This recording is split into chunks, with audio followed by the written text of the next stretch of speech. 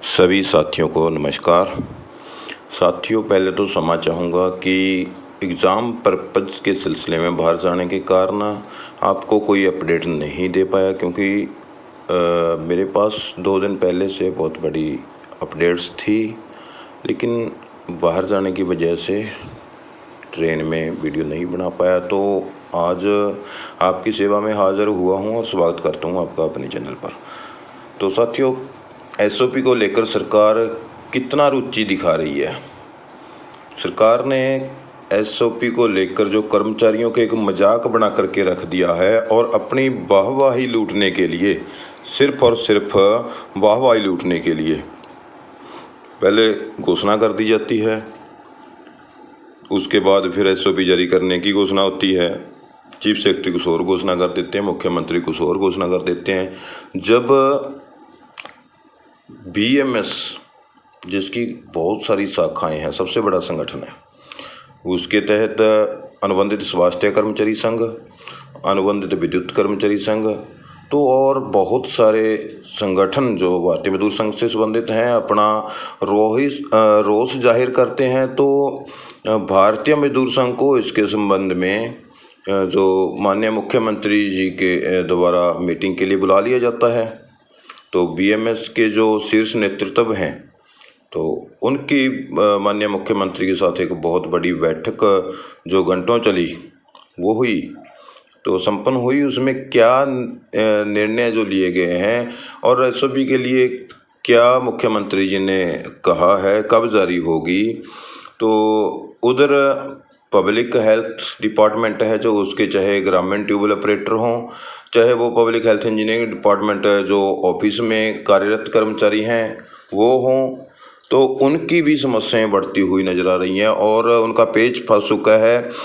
सरकार की ओर से जो गाइडलाइन एक्ट के अकॉर्डिंग बनाई गई हैं, उनको दरकिनार करते हुए अधिकारी अपनी मनमानी भी कर रहे हैं। तो जहां पर एक और पब्लिक हेल्थ के जो ग्रामीण ट्यूबवेल ऑपरेटर हैं, उनको एचकेआरएन में पोर्ट करने की जो सहमति बनी थी, अभी तक उनको एचकेआरएन में पोर्ट नहीं किया गया, और करते हैं तो बहुत संख्या में हरियाणा जो ग्रामीण ट्यूबवेल ऑपरेटर हैं उनकी संख्या है, तो उनको एक्सपीरियंस के बेस पे जब सुरक्षा देनी बनती है। लेकिन उधर एसडीओ जो हैं सभी लगभग, वो कहते हैं कि वो पार्ट टाइम के थ्रू थे, पार्ट टाइम का एक्सपीरियंस नहीं जुड़ेगा। जबकि ग्रामीण जो ट्यूबवेल पंप ऑपरेटर हैं उनको सुबह 4 बजे से लेकर रात के 10-11 बजे तक, साथियों इतनी लंबी ड्यूटी किसी की नहीं होती, तो वो सुबह 4 बजे उठ के अपना अलग अलग लाइनें गांव में खोलनी पड़ती हैं, उनको पानी हर घर तक पहुंचाना होता है। उसके बाद कहाँ पर कोई लीकेज है और किस घर तक कोई पानी नहीं पहुंच रहा, उसकी पाइप बदलाना, बहुत सारे कार्य है साथियों। जो एक ग्रामीण ट्यूबवेल ऑपरेटर है उसकी बात कर रहा हूँ मैं यहाँ पर, और 25-25 साल के आसपास उनको कार्य करते हो गए हैं, तो उनकी बड़ी परेशानियाँ हैं। ऑफिस के कर्मचारियों की बहुत परेशानियाँ हैं, तो उनको लेकर भी पेंच फंस गया है और एसडीओ द्वारा उनका एक्सपीरियंस चढ़ाने से इनकार कर दिया, और जो एक्सपीरियंस चढ़ा हुआ था उसको काटा जा रहा है पार्ट टाइम समय बताकर। तो ऐसे में जब वो बड़े अधिकारियों से मिले तो उनका कहना है कि जब से ईपीएफ कटना शुरू हुआ है तब से एक्सपीरियंस मानेंगे। तो बहुत सारी दुविधाएं इसमें हैं, तो आपको पूरी बात बता देते हैं साथियों कि एसओपी को लेकर माननीय मुख्यमंत्री से जो मीटिंग हुई है भारतीय मजदूर संघ की, उसमें क्या निर्णय लिए गए हैं और मुख्यमंत्री जी द्वारा, अधिकारियों द्वारा एसओपी को लेकर सरकार कितनी गंभीर है और क्या क्या नए लॉलीपॉप देखकर जो एक वाहवाही लूटने के लिए एसओपी को 15 अगस्त तक ले जाने के लिए, जब माननीय मुख्यमंत्री जी ने तो 1 अगस्त की बात कही थी और 24 जुलाई को चीफ सेक्रेटरी द्वारा पत्र पे लिखा गया था, लेकिन इसके बावजूद भी अभी 13 तारीख की नई जो बैठक है भारतीय मजदूर संघ को, उसके लिए आमंत्रित किया गया मुख्यमंत्री द्वारा। तो क्या 13 तारीख तक एसओपी फिर लटकी जाएगी? क्या 15 अगस्त का प्लान है मुख्यमंत्री का? 15 अगस्त को लाखों लोग जो उनको टीवी पर देख रहे होंगे, तो वाहवाही लूटने के लिए 15 अगस्त को ही एसओपी जारी करें। तो ऐसी तमाम बातों को लेकर जो मेरा पर्सनल एक्सपीरियंस है उसके अकॉर्डिंग और जो मीटिंग हुई है उसके कुछ क्षण मैं आपको दिखाता हूँ यहाँ पर। तो जो हमारे प्रचार प्रसार मंत्री हैं उनके द्वारा माननीय प्रदीप जी सिरसा, तो उन्होंने जो भेजे हैं क्या क्या पॉइंटों पर चर्चा हुई है। तो 25 जुलाई को जो शाम को 5 बजे बैठक हुई थी संत कबीर कुटीर में मुख्यमंत्री के साथ, जिसमें माननीय पवन कुमार जी, सोनलाल गुप्ता जी और श्री अशोक कुमार जी प्रदेश अध्यक्ष, हवा सिंह जी जो महिला प्रदेश महामंत्री हैं, और प्रदेश मंत्री देवीलाल गुराना जी और हवा सिंह तंवर मुख्यमंत्री कार्यालय के अधिकारी, बहुत सारे जो इस मीटिंग में कर्मचारी नेता और सरकार के अधिकारी तो इस मीटिंग में वो रहे हैं। तो आपको इसकी एक तस्वीर भी दिखा देते हैं साथियों, ये देख सकते हैं। यहाँ पर माननीय मुख्यमंत्री को अपना ज्ञापन भी सौंपा गया है मांगों को लेकर। तो दूसरी बात क्या रही कि क्या किन किन बातों पर चर्चा हुई है। पहले तो चर्चा हुई है सर्वप्रथम बैठक में सबसे पहले महत्वपूर्ण मुद्दों पर जो विस्तृत चर्चा हुई है, लंबी बैठक चली है साथियों। तो चर्चा प्रदेश महामंत्री हवा सिंह महिला द्वारा की गई। माननीय हवा सिंह महिला जी इसमें हम माहिर हैं, जो वो सरकार के सामने कर्मचारियों की समस्या को लेकर बिल्कुल सटीक तथ्य सामने रखते हैं। लेकिन सरकार बार बार कर्मचारियों को एक कठपुतली की तरह देख रही है और नचा रही है। तो बात हुई सेवा सुरक्षा एक्ट को लेकर कि अधिकारियों के प्रति जो नाराज़गी है, संगठन को बार बार सेवा सुरक्षा एक्ट जारी करने का समय दिया जा रहा है लेकिन समय पर जारी नहीं की जा रही एसओपी, और प्रदेश के कर्मचारियों में गुस्सा बढ़ा हुआ है। ऐसी बातें जो माननीय पवन सिंह जी द्वारा की गई हैं। और 38 विभागों में से जो 58 साल की 68 विभागों में 68 विभाग हैं हरियाणा में, उनमें से 38 विभागों में 58 साल की जो सेवा सुरक्षा से संबंधित आदेश हैं वो ऑफिशियल तौर पर जारी नहीं किए गए। 38 के कर दिए गए हैं 30 के, और 38 के अभी रहते हैं। तो ऐसी बात हुई है कि लगभग आधे के आसपास विभाग अभी भी ऑफिस ऑर्डर नहीं जारी कर रहे। तो गाइडलाइन के अनुसार कर देने चाहिए। जब एसओपी आएगी जो उसमें रूल है वो रूल लागू हो जाने चाहिए। एक बार ये तो पता चले कौन कौन कर्मचारी इसके दायरे में आता है, कौन नहीं आता। तो जो एलिजिबल है उनकी लिस्टें जैसे अन्य डिपार्टमेंटों ने की हैं, रहते डिपार्टमेंटों को भी करनी चाहिए। तो अधिकारी हैं जो देशों की प्रति की जो अवहेलना कर रहे हैं और एसओपी का बहाना बना रहे हैं, जिसमें बिजली विभाग मुख्यतः और सबसे बड़ा संघर्ष करने वाला विभाग स्वास्थ्य विभाग, उसके बाद पब्लिक हेल्थ, DITS, हैफर्ड, सहकारी बैंक, बहुत सारे शामिल हैं। तो मुख्यमंत्री द्वारा आश्वस्त किया गया कि जल्द ही एक्ट को जारी करवाते हुए इसका लाभ जो जारी कर दिया जाएगा, यानी कि एसओपी को जारी करवाते हुए इसका लाभ दे दिया जाएगा। तो थर्मल प्लांट से हटाए गए कर्मचारियों की भी यहाँ पर बात हुई है, और मुख्यमंत्री जी को जो एक अपना ज्ञापन सौंपा, सहमति होने के बाद भी 22 कर्मचारियों को नौकरी पर नहीं रखा गया। मुख्यमंत्री द्वारा आश्वासन भी दिया है कि वापस नौकरी पर उनको रख लिया जाएगा। तो 10 महीने के बकाया वेतन का भी, हटाए गए कर्मचारियों की भी बहुत सारी समस्या जो ठेकेदार के समय के वेतन बकाया हैं और PF का गबन है, उन सभी मांगों को लेकर।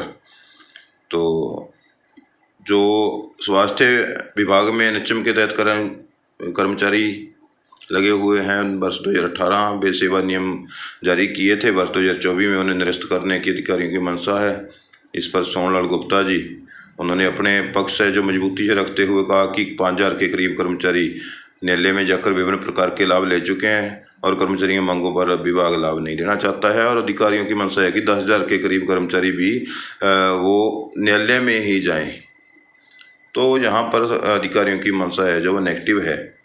तो इस पर जो सरकार के प्रति कर्मचारियों का गुस्सा बढ़ रहा है, और पिछले 4 माह से बकाया वेतन है जो NHM कर्मचारियों का, तो उस पर माननीय मुख्यमंत्री द्वारा तुरंत प्रभाव से वेतन जारी करने के आदेश कर दिए गए थे, लेकिन अभी तक अधिकारी बता रहे हैं कि जो केंद्र का शेयर है वो प्राप्त नहीं हुआ। तो तरह तरह की जो बातें बहाने बनाकर वो टाला जा रहा है और स्वास्थ्य विभाग में 58 साल तक की जो सेवा सुरक्षा SOP है उसको जारी करने के आदेश तुरंत प्रभाव से जारी किए जाएंगे, ऐसा मुख्यमंत्री ने कहा है।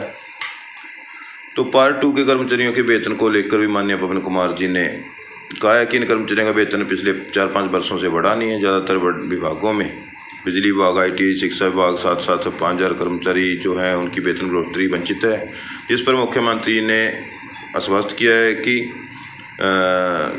सरकार इस मामले में बड़ी संवेदनशील है। सभी जो वेतन सभी का बढ़ना चाहिए और हमने अधिकारियों को वेतन बढ़ोतरी के आदेश दे रखे हैं। और शिक्षा विभाग लैब सहायकों को जो कौशल रोजगार निगम में पोर्ट किया जाना था वो नहीं किया गया है, जबकि विभाग ने तमाम औपचारिकताएँ पूरी कर ली। तुरंत प्रभाव से हरियाणा कौशल रोजगार निगम में शामिल किया जाए, ये भी बातें उठी हैं।